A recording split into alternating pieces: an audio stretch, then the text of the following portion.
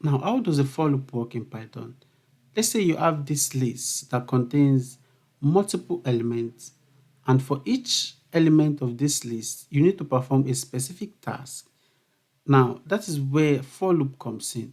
So, how can you automate these tasks you want to perform for each element of that list? Let's say you declare that giant list as, you just call it list. Let's just call it list here. List to be equal to some list that contains some number of elements within it. Now, what you do now, how do you execute a specific block of code for each member of the list? So what you do is, in Python, you start with a keyword for. Now, the next thing that comes in place is a variable name. Most people don't know it's a variable name, but it is a variable name. So you declare a variable name for each member of the list, although they are the same, because when you move to the first element, that first element will be declared to this variable name. When you move to the second element overrides the first element and takes on that variable name. So what we're basically doing, so let's say for item in list. Now, this is the basic syntax of how we perform for loop in Python.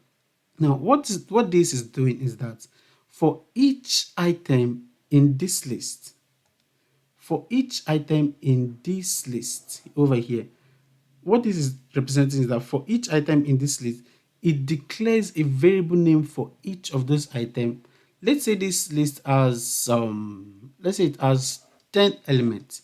So at the first pass through the list, the first element in that list will be named item, will be declared as variable name of item. And then when we pass the second time, the second element will the second element will be named item as well, because it will override the declaration we made in the first pass through the list. So the first element will take on item as a variable name, and then after we are done with that first element, if we go to the next element is also declared with the name item. It override the first one, because by the time we get to the first element, we must have been done with, sorry, by the time we get to the second element, we must have done with the first element. So this is the variable name that is assigned to each element of the list for each pass. So when we use this column to end the line, and then when we come here, whatever is written here is the code, the block of code that will be executed for each element of the list.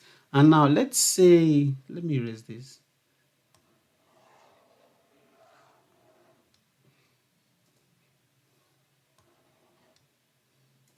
Now, for this, let's say I want to perform a specific, let's say I want to print each element. So what I would do is,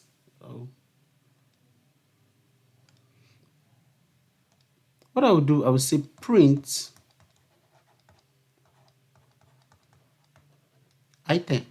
So if you write this code and you try to run it in your IDE or text editor or whatever, you see it will print each individual element of the list.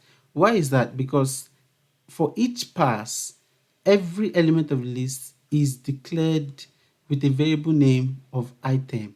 So for each pass, it's declared variable name of item, which is what is printed on the console. Why not we'll go to our editor and see some examples. Okay, now let's take a look at this list. Now, this is a list of dictionaries that describes a student in a class. This dictionary has the student ID, the student name, the subject, and the score each student got for each subject in the class. Now, let's say for some reason you want to get the list of students that scored above 80 in all subjects. Well, one way you can do it is that you can manually go through each of these lists to manually determine all the students that scored above 80 in all subjects. From this list, you can clearly see that Alice scored above 80 in all subjects. Charlie also scored above 80 in all subjects. Same as David, he scored above 80 in all subjects. However, Bob did not score above 80 in all subjects because Bob scored 75 in math. Well, you can easily achieve that for this list with only 4 entries. However, just imagine this list grows to about 3,000 entries. Now, that's becoming next to impossible to achieve. For 3,000 entries, it's becoming more tedious to achieve. Now, that's where the for loop in Python comes in. So what you do in Python is that you write a block of code that should be executed for each item of the list. So you write some condition that checks if a student scored above 80 in all subjects, and then you use a for loop to make sure that that block of code is executed for each member of the list. It means you are looping through each member of the list without manually doing it yourself because the task is repetitive. So let's see how we can easily achieve that in Python. Let's see the syntax of a for loop. So a for loop starts with saying for student in students list. Now, let me quickly explain this. So this part, now what I've written here now is that I'm saying for students in the student list, execute this block of code that I'm about to write now. Notice how this is student and this is student. What this basically means is that I'm looping through the students. I'm looping through the student list, and for each member of the list, I'm declaring it as I'm giving it a variable name of student. So after each pass, I'm giving it a variable name of, let's say I pass through the first element, I'm naming that first element student so I can perform some action on that element so I can check what that element does or how it is described. So for each pass through the list, I'm naming that current member, that current element, I'm naming it student. I'm declaring the variable student to that specific element. So what this does is that for each element, now it executes this block of code for that element. So now, what is the block of code? The block of code is to check if that student scored above 80 in all subjects. So how do we do that? We say if all. Now I'm using the all method here because now I have to check for all subjects. So I will say score greater than 80 for score in student dot get subject dot values.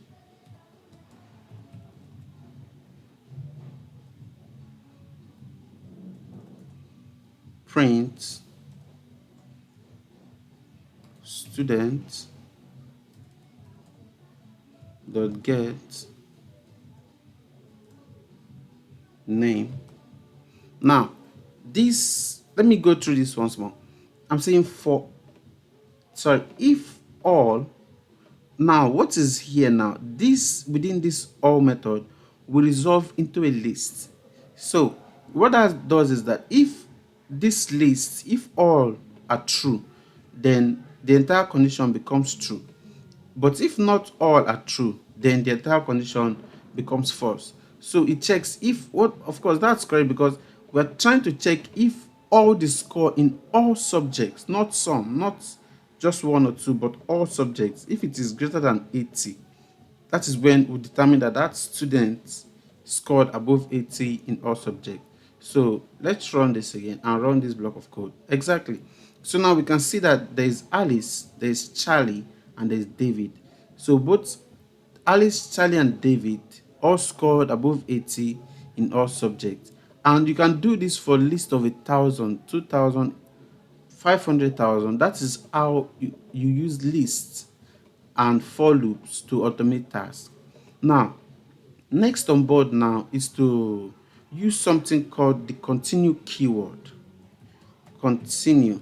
You may not have heard of this before. This is more of, this continue keyword is something I got to know of in a more later stage of my development career, I didn't know of this continue keyword during my learning of Python. So that's why programming is so wonderful, because you might not know of a term and you might be getting by in all your day-to-day development so good. You might not even need everything in programming.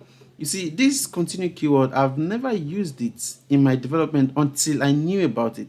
It was until I came across the continue keyword, that's when I started using it. But before the continue keyword, I always find a way or other solutions to use to solve my problem even without using the continue keyword. Now, what does the continue keyword does?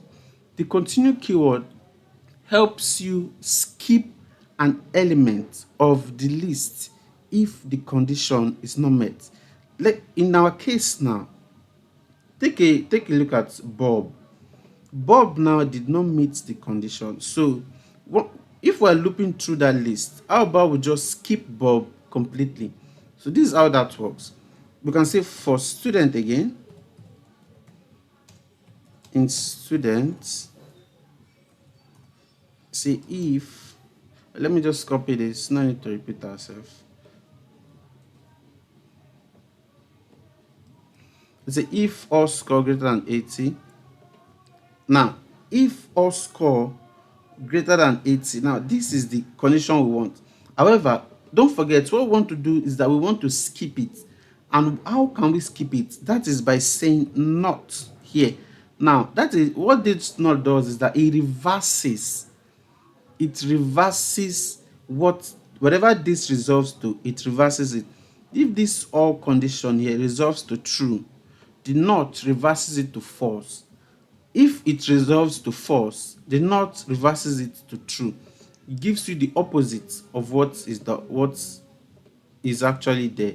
If the boolean value is true, it returns it to false. If it is false, it returns it to true. So what this does is that it takes it back to false. So if all these conditions are met, it takes it back to false. So what we are doing here now is that if this student, what is this doing now is that if this student did not meet the condition of scoring above 80 in all subjects, what we do here, we just write the continue.